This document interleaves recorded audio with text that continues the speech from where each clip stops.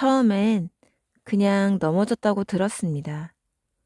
고관절 골절이라며 당분간만 집에서 지내면 된다고 했고, 저도 그 말 그대로 믿었습니다. 누군가를 돌본다는 게 이렇게 많은 걸 바꾸게 될 줄은 그땐 몰랐어요. 집에 들어온 건 할머니였지만, 그날부터 움직이지 못하게 된 건 오히려 저였습니다. 왜 간병인이 필요 없었는지, 왜 요양병원 얘기만 나오면 말이 끊겼는지, 왜 그 역할이 항상 제 몫이었는지도요. 이 이야기는 누군가를 미워해서 꺼낸 이야기가 아닙니다. 그저 어디까지가 가족이고 어디부터가 책임이었는지 그 경계에 서 있었던 일입니다. 남편이 전화를 받은 건 주말 오후였어요. 여보, 할머니가 넘어지셨대. 그때는 몰랐어요. 그 전화 한 통이 제 삶을 통째로 바꿀 줄은요. 어디가 다치셨어요? 고관절 골절이래. 지금 응급실. 병원으로 달려갔습니다. 응급실에 도착해 보니 시어머니가 먼저 보였어요. 어머님, 어떻게 된 거예요? 아침에 화장실 가시다가 그냥 넘어지셨어, 갑자기. 시아버지는 창밖만 보고 계셨습니다. 남편이 물었어요. 수술은요? 해야 한대, 고관절 골절이라고. 시어머니 목소리에 걱정보다는 짜증이 섞여 있었어요. 일단은 수술실 앞에서 기다리고 있었습니다. 3시간쯤 뒤 의사가 나왔어요. 수술은 잘 끝났습니다. 의식도 또렷하시고요. 언제 태어날 수 있어요? 경과를 좀 지켜봐야 해요. 그 후에는 재활기간이 꼭 필요합니다. 재활이요? 최소 2~3달은 거동이 어려우실 겁니다. 시어머니가 한숨을 쉬었어요. 아휴, 이거 큰일이네. 큰일이긴 했죠. 다만 누구 인생에 큰일이 될지는 그때는 몰랐습니다. 병실로 갔어요. 시할머니는 침대에 반쯤 기대어 계셨어요. 할머니 괜찮으세요? 응, 괜찮다. 목소리는 약했지만 말씀은 분명했습니다. 많이 아프세요? 아프지.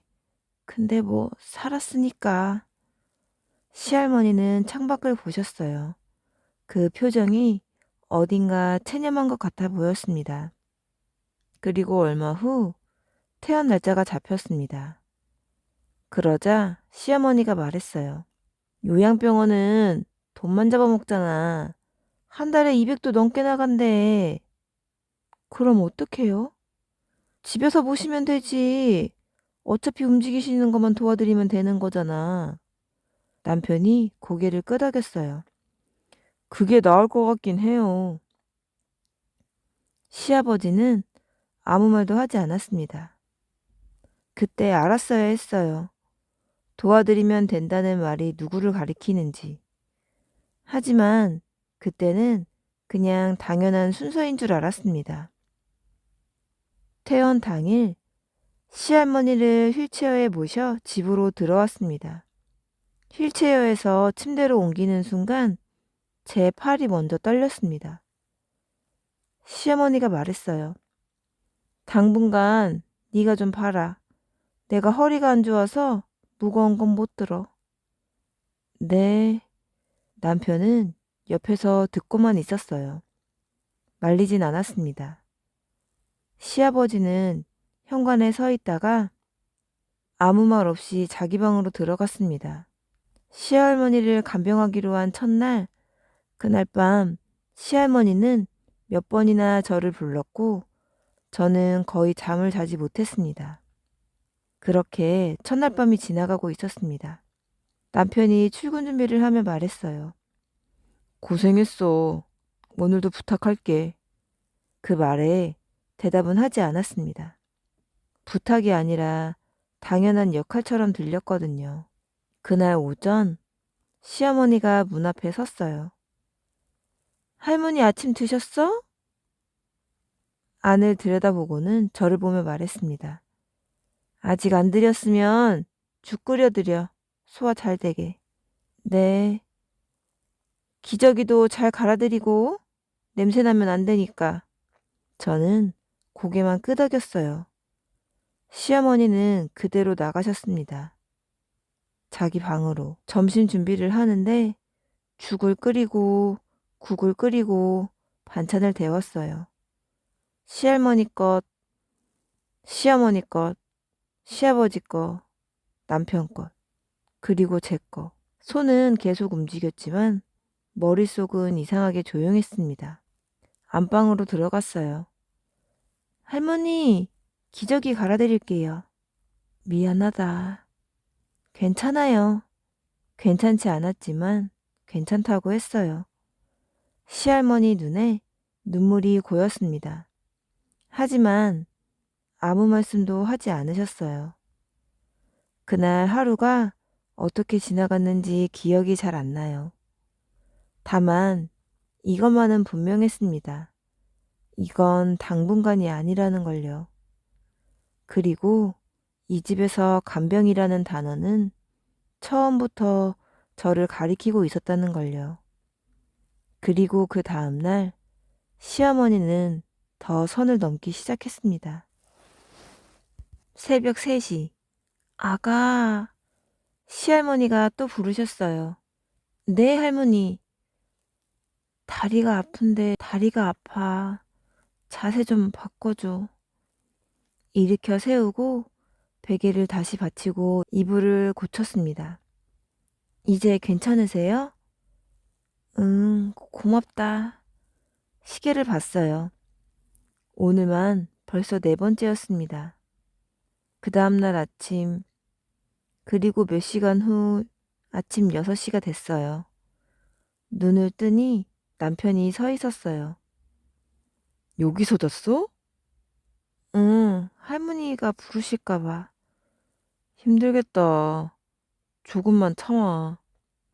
조금이라는 말은 늘 이렇게 끝이 없었습니다. 남편은 그 말만 남기고 출근했습니다. 조금이 얼마인지는 말하지 않았어요. 아침 식사를 하는데 시어머니가 문을 열고 들어왔어요. 어머님 잘 주무셨어요? 시할머니는 대답 대신 고개만 끄덕이셨습니다. 시어머니가 저를 돌아봤어요. 죽은 끓였어? 네, 지금 가져올게요. 아, 맞다. 미음으로 해. 죽은 목에 걸릴 수 있어. 어제는 죽 드셨는데요? 어제는 어제고 오늘은 오늘이지. 더 말하지 않았습니다. 미음을 다시 끓였어요. 그 시간 동안 빨래를 돌리고 설거지를 했습니다. 할머님, 이것 좀 드세요. 한 숟가락씩 떠서 드렸어요. 시할머니는 천천히 드셨습니다. 중간에 시어머니가 또 들어왔어요. 너무 뜨거우면 안 돼. 데이시면 어떡해. 식혀서 드리고 있어요. 그래도 조심해야지. 시어머니는 확인만 하고 나갔습니다. 도와주지는 않았어요. 그날 낮 시아버지가 거실을 지나가셨어요. 아버님, 점심 차려드릴까요? 그래. 그 한마디만 하고 소파에 앉으셨습니다. TV를 켜고 리모컨을 들고 화면만 보셨어요. 그날 오후 아가 기저귀가 네, 바로 갈아드릴게요. 기저귀를 갈고 물티슈로 닦아드리고 로션을 발랐어요. 시할머니가 작은 목소리로 말하셨습니다. 미안해. 괜찮아요. 하지만 시할머니 표정은 괜찮지 않아 보였어요. 그러다 저녁 준비를 하는데 시어머니가 왔어요. 할머니 영양제는 챙겨드렸어? 아직이요. 저녁 드시고 드리려고요. 그럼 안 되지. 식전에 드셔야 하는 거 있어. 어떤 건데요? 칼슘하고 비타민 D. 약국 가서 사와. 지금요? 응, 지금 가야 저녁 전에 드리지. 약국 가서 영양제를 샀습니다. 칼슘, 비타민 D, 오메가3, 유산균. 계산대 앞에서 카드를 꺼냈어요. 10만 2천 원입니다. 제 카드였습니다. 시어머니가 준 돈은 없었어요. 집에 들어서는데 시어머니가 물었어요. 샀어? 네. 얼마 나왔어? 10만 원쯤이요. 비싸네. 다음부터는 인터넷으로 사. 그게 더 싸. 영수증을 달라는 말은 없었습니다. 돈을 준다는 말도 없었어요. 시할머니께 저녁을 드리면서 영양제도 같이 드렸어요. 할머님, 영양제 좀 먼저 드세요. 이게 뭐야? 칼슘이랑 비타민이요. 뼈에 좋대요. 시할머니는 말없이 드셨습니다. 그 모습을 문틈에서 시어머니가 지켜보고 있었어요. 그리고 남편이 퇴근했습니다. 할머니는 좀 어때? 괜찮으세요. 당신은? 나도 괜찮아. 남편은 그 대답을 믿는 것 같았어요. 씻으러 들어가면서 말했습니다. 고생이 많아. 조금만 더 힘내. 그리고 밤에 시할머니를 씻겨드렸어요. 침대에서 몸을 닦아드리고 옷을 갈아입혔습니다. 등을 닦을 때 시할머니가 말씀하셨어요. 아가 힘들지? 아니에요. 거짓말. 시할머니는 제 눈을 봤어요. 오랫동안요. 거실에 나가보니 남편과 시어머니가 앉아 있었어요. 저는 설거지를 하고 있었습니다. 시어머니가 말했어요.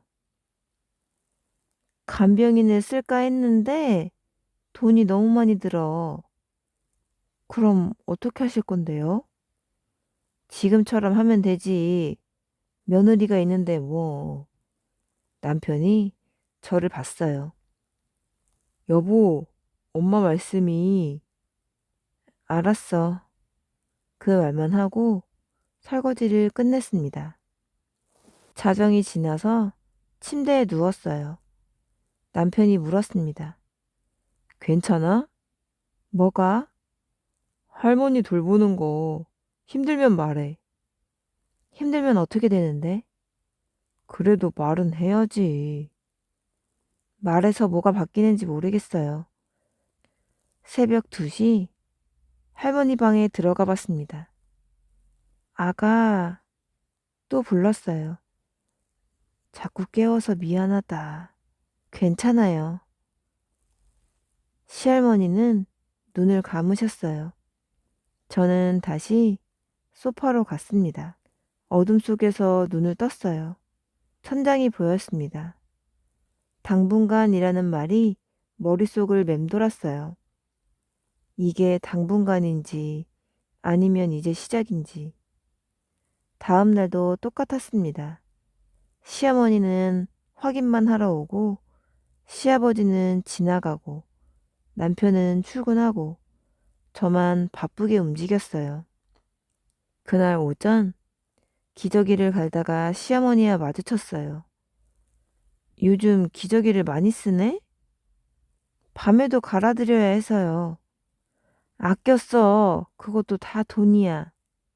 네. 시어머니는 그 말만 하고 갔습니다. 기저귀 값도 제가 냈는데요. 하지만 그 말은 끝내 하지 않았습니다.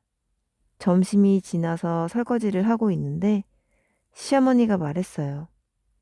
원래 며느리는 이런 거 하는 거야. 우리 때도 다 그랬어.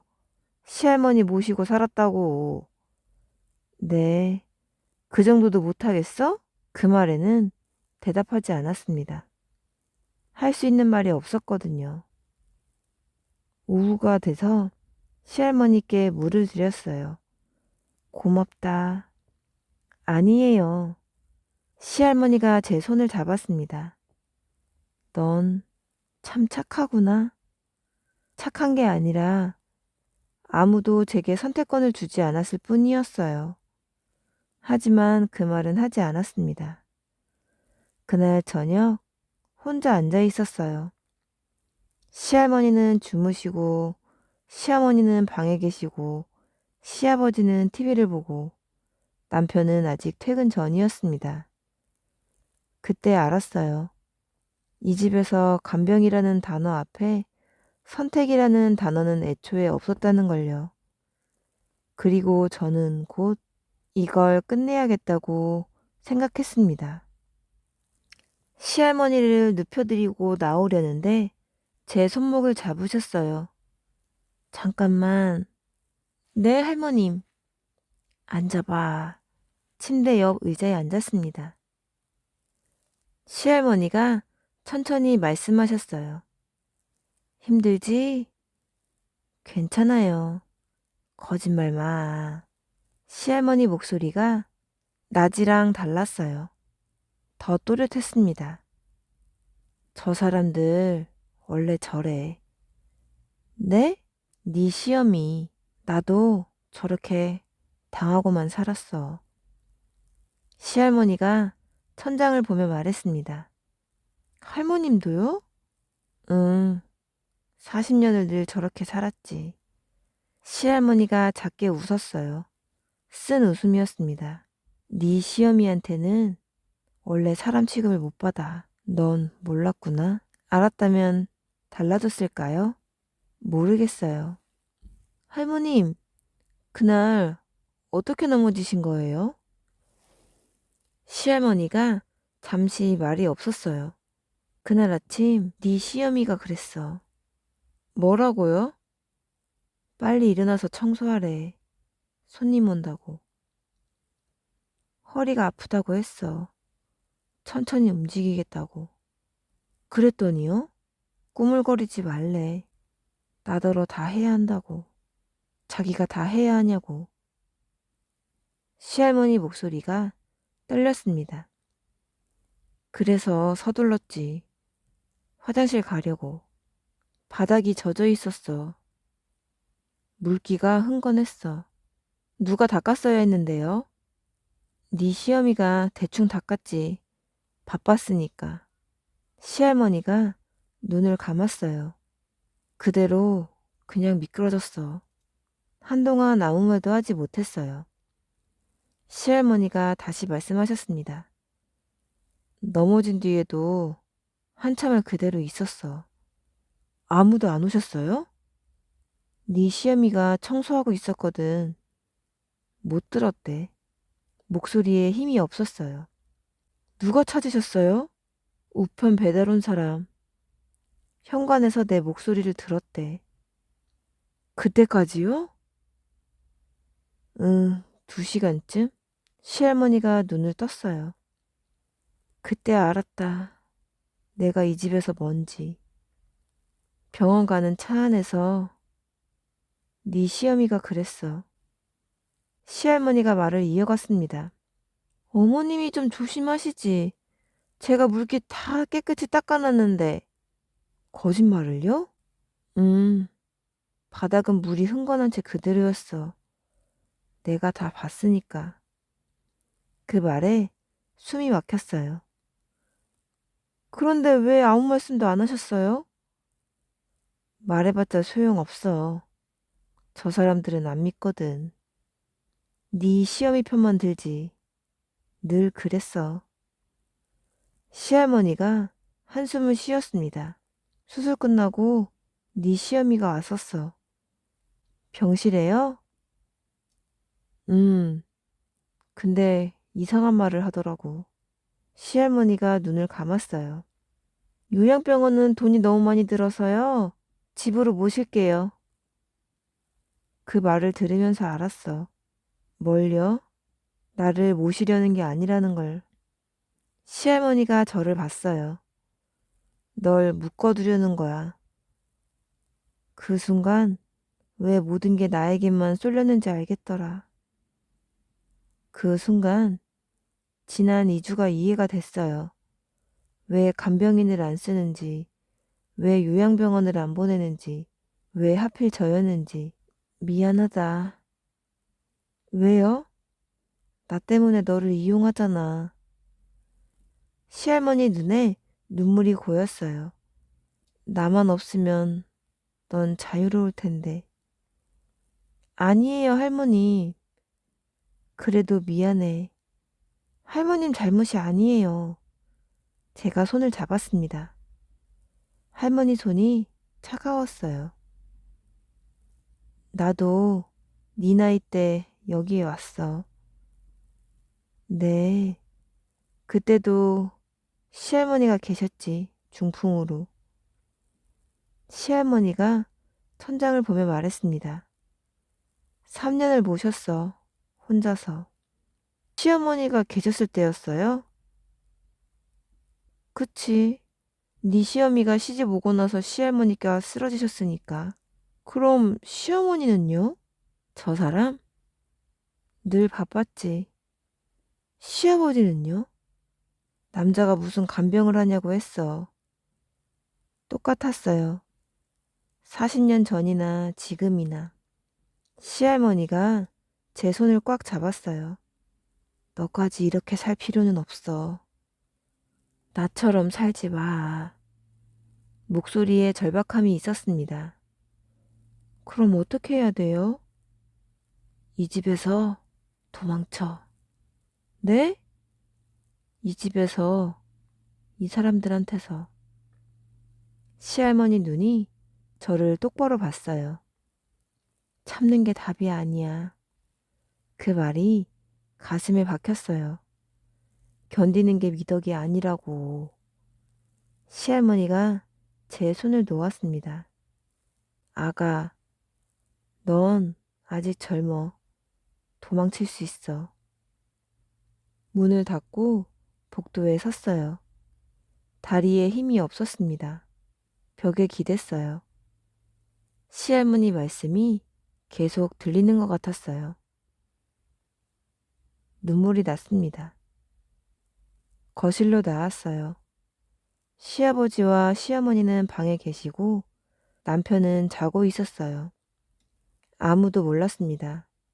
안방에서 무슨 대화가 오갔는지. 그리고 새벽에 물을 마시러 주방에 갔어요.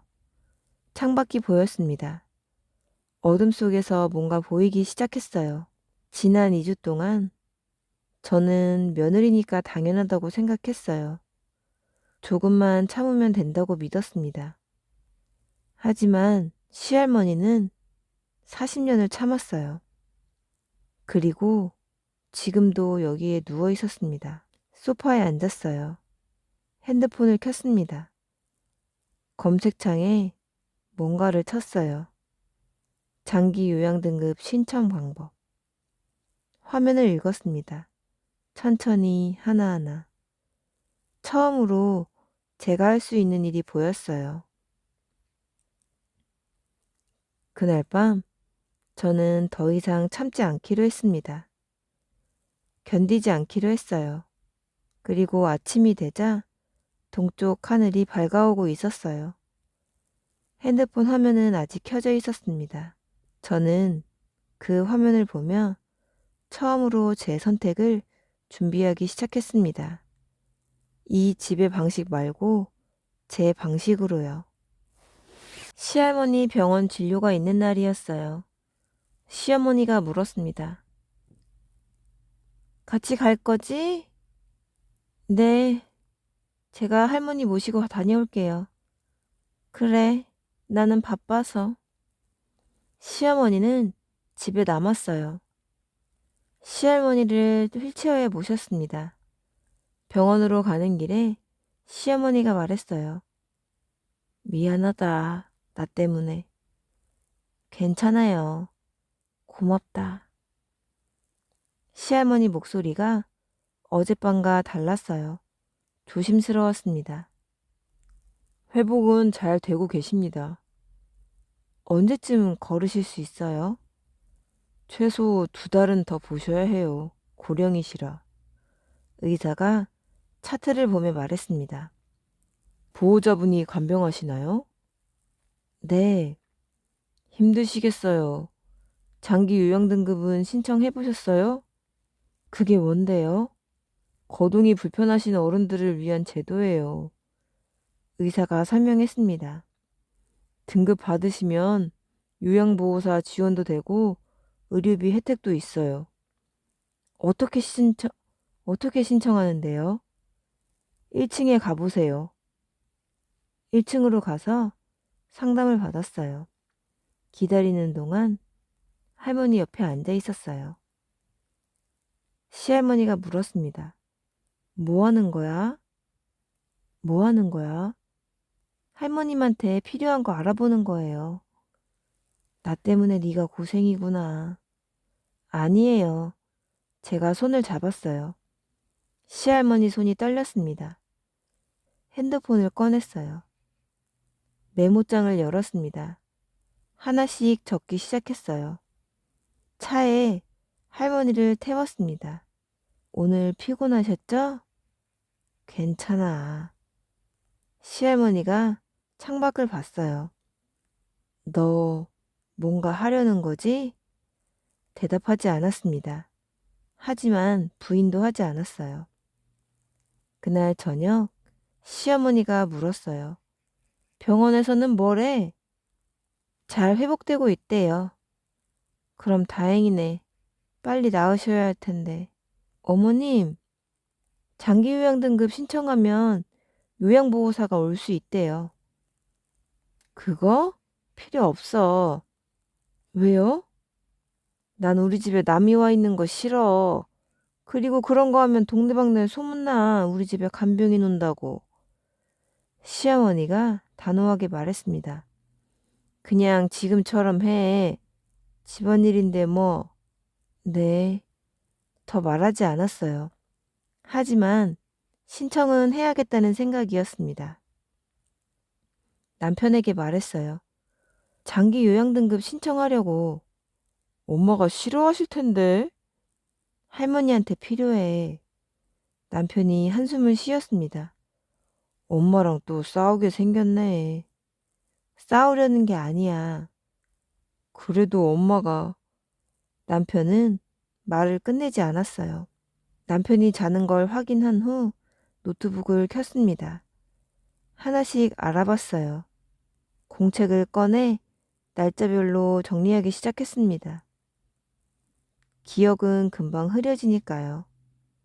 그리고 적어두지 않으면 아무도 믿지 않을 테니까요. 지출 내역까지 꼼꼼히 써나갔습니다. 기록을 하는데 남편이 뒤척였어요. 아직 안 자? 응, 곧 잘게. 무슨 일인데? 아니, 정리할 게 좀 있어서. 남편은 다시 돌아 누웠습니다. 관심은 거기까지였어요. 일주일 후 혼자 다시 병원에 갔어요. 신청서 접수하러 왔어요. 복지사가, 사회복지사가 서류를 확인했습니다. 보호자 서명이 필요한데요. 직계가족. 저는 안 돼요? 법적으로는 아들분이나 며느리분이 해야 해요. 그럼 제가 할게요. 등급 나오면 어떻게 돼요? 요양보호사 방문 서비스를 받으실 수 있어요.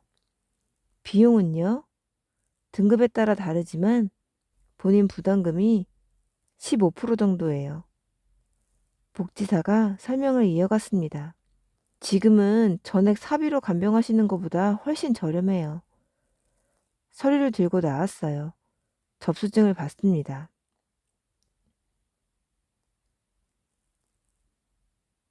한 달 정도 기다려야 했어요. 병원 앞 카페에 앉았습니다. 핸드폰을 꺼냈어요. 인터넷에서 찾은 문서를 다시 읽었습니다.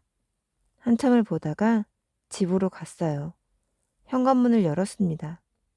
시어머니가 거실에 있었어요. 어딜 갔다 와? 병원이요. 할머님 모시고? 아니요, 혼자요. 시어머니가 눈을 가늘게 떴어요. 혼자 뭐하러? 할머님 서류 처리하러요. 무슨 서류? 재진 관련이요. 거짓말은 아니었어요. 하지만 그게 전부는 아니었습니다. 시어머니는 더 묻지 않았어요. 그리고 할머니 방에 들어가서 할머니께 물을 드렸습니다. 할머님, 오늘 병원 다녀왔어요. 나 없이? 네, 서류 처리하러요. 시할머니가 제 눈을 봤습니다. 뭔가 하고 있구나. 대답 대신 미소를 지었어요. 시할머니가 작게 말씀하셨어요. 잘하고 있어. 도망쳐? 꼭. 네. 그 대답은 확실했습니다. 저녁을 준비하면서 머릿속으로 정리했어요. 시어머니가 말했어요. 요새 할머니 상태는 어때? 비슷해요. 아휴, 빨리 좀 나아야 할 텐데. 남편도 거들었습니다. 그러게요. 언제까지 이러실지. 아무도 묻지 않았어요. 제가 언제까지 이러고 있을지를요. 모두 자고 난 뒤 노트를 다시 펼쳤습니다. 오늘 날짜를 썼어요. 그리고 밤하늘을 봤습니다. 달이 떠 있었어요. 30일 뒤면 저 달도 다른 모양일 거예요. 그때쯤이면 저도 달라져 있을 겁니다.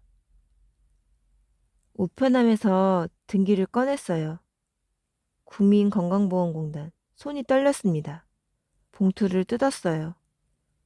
장기 요양 3등급 판정.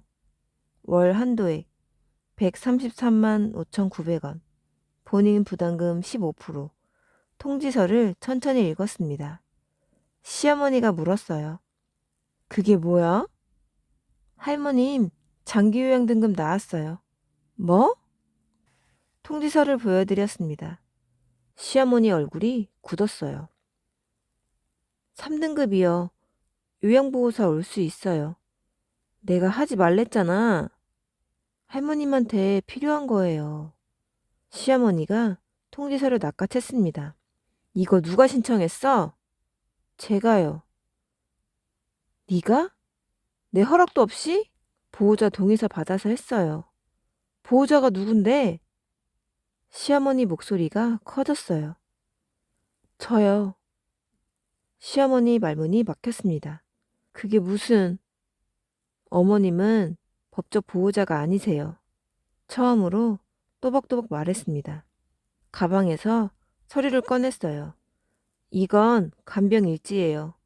지난 한 달 기록이요. 시어머니가 받지 않았습니다. 이건 비용 내역이고요. 총 56만 원 들었어요. 전부 제 돈으로 냈어요. 시어머니가 아무 말도 하지 않았어요. 요양보호사 오시면 이 비용 안 들어요. 서류를 식탁에 놓았습니다. 그리고 제가 안 해도 돼요. 그때 남편이 들어왔어요. 무슨 일이야? 시어머니가 소리쳤습니다. 네 와이프가 지금 무슨 짓을 했는지 알아? 남편이 저를 봤어요. 할머니 장기요양 등급 신청했어. 엄마가 하지 말랬잖아. 남편이 멈칫했습니다. 할머님 간병은 당신 책임이야. 며느리 책임이 아니고. 남편이 입을 열지 못했어요. 시어머니가 대신 소리쳤습니다. 집안일을 이렇게 법으로 따지고 드니? 집안일이 아니에요.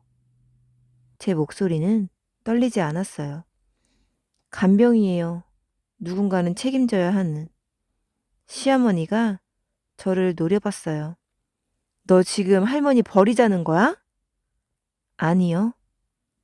고개를 저었습니다. 할머님을 제대로 모시자는 거예요.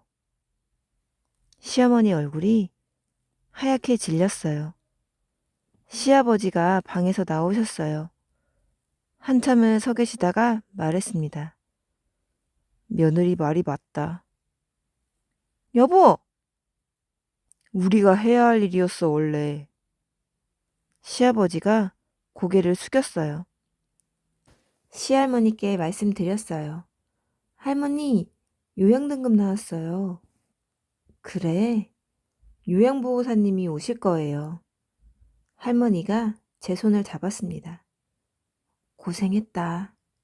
아니에요. 할머님, 제가 알아봤는데요. 시할머니가 저를 봤어요. 요양시설도 있어요. 24시간 돌봐주는 곳. 거기 가라는 거야? 거기가 할머님이 더 안전하실 것 같아서요. 시할머니 눈에 눈물이 고였습니다. 나 여기 있고 싶지 않다. 네? 이 집 40년을 살았지만 집이 아니었어. 시할머니가 천장을 봤어요. 시설이다. 거기가. 확실해요? 응. 너 때문에라도. 2주 후 요양시설 입소 날이었어요. 시어머니는 방에서 나오지 않았습니다. 남편이 말없이 짐을 날랐어요. 시아버지가 현관에 서 계셨어요. 출발하려고 하는데 어머니 잘 다녀오세요. 시아버지가 시할머니께 인사를 했습니다. 시할머니는 대답하지 않으셨어요. 휠체어를 밀어 밖으로 나갔습니다. 시설로 가는 차 안 시할머니가 창밖을 봤어요. 후회 안 해? 뭘요? 나 때문에 이 집이랑 틀어진 거. 틀어진 게 아니에요. 그럼 뭔데? 제자리를 찾은 거예요.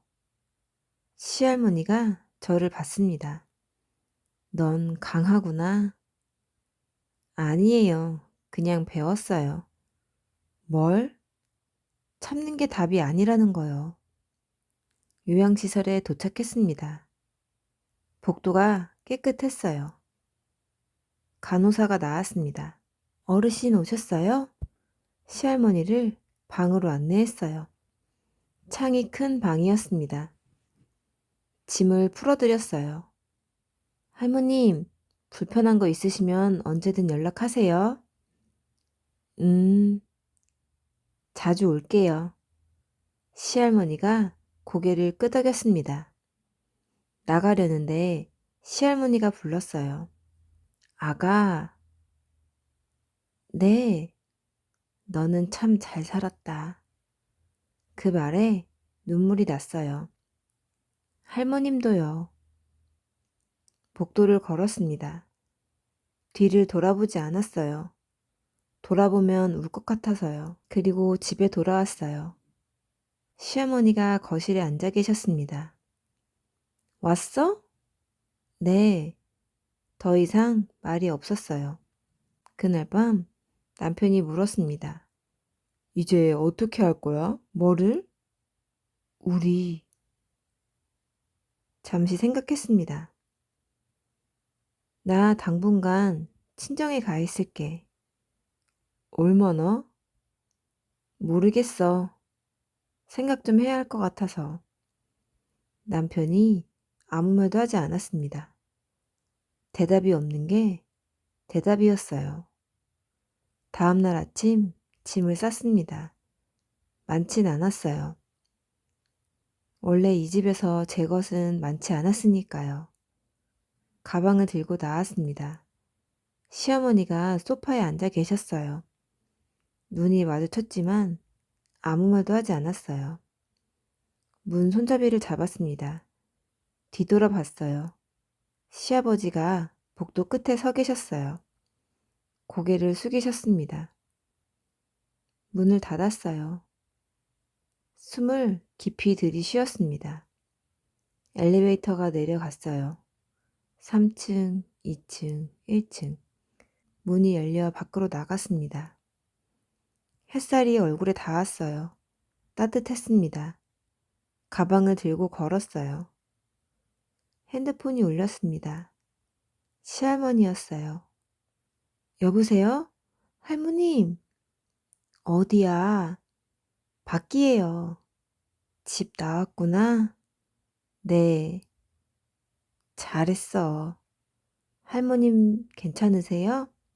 응, 여기 좋아.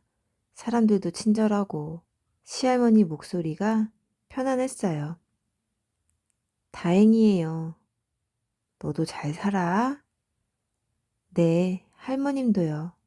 전화를 끊었습니다. 하늘을 봤어요. 구름이 천천히 흘러가고 있었어요. 정류장 벤치에 앉아 가방을 옆에 두었습니다. 사람들이 지나갔어요. 출근하는 사람, 산책하는 사람, 강아지를 데리고 가는 사람. 40년. 시할머니가 견딘 시간이에요. 저는 2달을 견뎠습니다. 그리고 멈췄어요. 버스가 왔어요. 일어섰습니다. 가방을 들고 버스에 올랐어요. 창가에 앉아 지나가는 건물들을 봤습니다. 익숙한 풍경이 점점 멀어졌어요. 새로운 거리도 보였어요. 가본 적 없는 곳이었습니다. 하지만 두렵지 않았어요. 오늘따라 햇살이 따뜻했어요. 바람이 불었습니다. 머리카락이 날렸어요. 손에 든 가방은 가벼웠고 어깨는 더 이상 무겁지 않았습니다.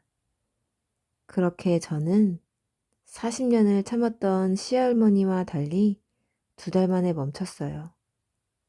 그리고 걸어 나왔습니다. 새로운 곳으로요. 오늘의 사연 여기까지 함께 해주셔서 감사합니다. 지금까지 사연끌림이었습니다.